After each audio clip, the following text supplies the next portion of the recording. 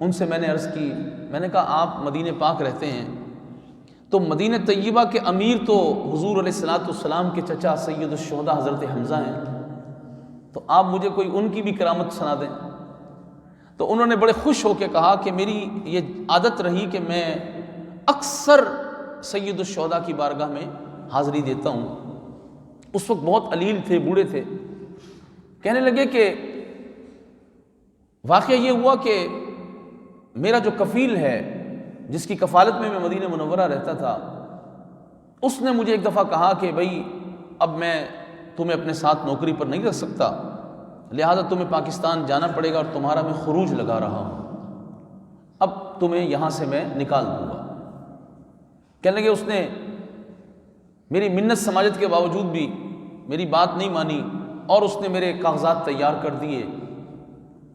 دوسرے دن میری فلائٹ تھی پاکستان کی، اور رات کے وقت میں نبی کریم صلی اللہ تعالیٰ علیہ وآلہ وسلم کے چچا جان سید الشہداء امیر طیبہ فاعل الخیرات کاشف الکربات سیدنا حمزہ رضی اللہ تعالیٰ عنہ کے مزار فائز الانوار پہ حاضر ہوا۔ کہتے ہیں میں نے بہت رو رو کر عرض کی، حضور امیر مدینہ تو آپ ہیں، مدینے کی مہمان نوازی تو رسول اللہ نے آپ کو عطا کی ہے، اور میرا جو کفیل ہے وہ میرا خروج لگا چکا ہے، کل میری فلائٹ ہے، میں مدینے سے جانا نہیں چاہتا، آپ کرم نوازی فرما دیں، آپ مجھے مدینہ پاک میں رکھ لیں۔ بڑے یقین کے ساتھ کہتے ہیں میں پوری رات سیدنا حمزہ کے مزار شریف پہ ہی رہا، اور صبح کے وقت میں واپس آیا۔ کہتے ہیں جب میں صبح کے وقت واپس لوٹا تو میرا کفیل جو ہے وہ دروازے پر کھڑا ہوا تھا، میں اپنا سامان بھی باندھ کر رکھے گیا تھا کیونکہ مجھے پھر ایئرپورٹ جانا تھا۔ وہ دروازے پہ کھڑا ہوا تھا، مجھے کہنے لگا کہاں سے آ رہے ہو؟ میں نے کہا میں امیر مدینہ سید الشہداء کی بارگاہ سے حاضری دے کے آ رہا ہوں۔ تو اس کفیل نے میرے آگے دونوں ہاتھ جوڑ دیے اور کہنے لگا بندہ خدا کہاں چلے گئے تھے؟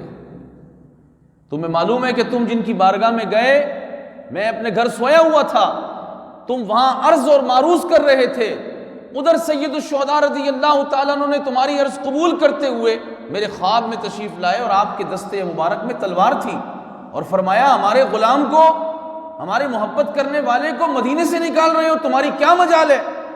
کہا بس سیدنا امیر طیبہ رضی اللہ تعالیٰ عنہ کے روب اور دبدبے سے میری کپ کپی بن گئی، اور میں تمہارا انتظار کر رہا تھا۔ وہ یار محمد صاحب کہنے لگے کہ اب وہ جو کفیل تھا میرا افسر، اب وہ میرا خادم بن کے رہتا ہے، میرے سارے معاملات دیکھتا ہے، مجھے پیسے بھی دیتا ہے اور میری خدمت بھی کرتا ہے۔ اب میں جب سے لے کر اب تک مدینہ پاک میں ہوں، اور سیدنا امیر طیبہ رضی اللہ تعالیٰ عنہ کی بارگاہ سے مانگا تو اس طرح ملا کہ نہ صرف مدینے کی زندگی ملی، ان کی مٹی بھی مدینے کی مٹی سے مل گئی، جنت البقیع شریف میں مدفون ہو گئے۔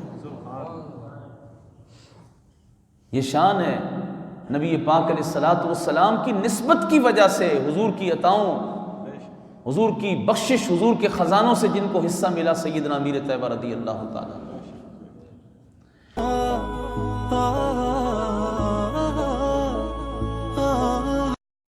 For more updates, subscribe channel and press bell icon.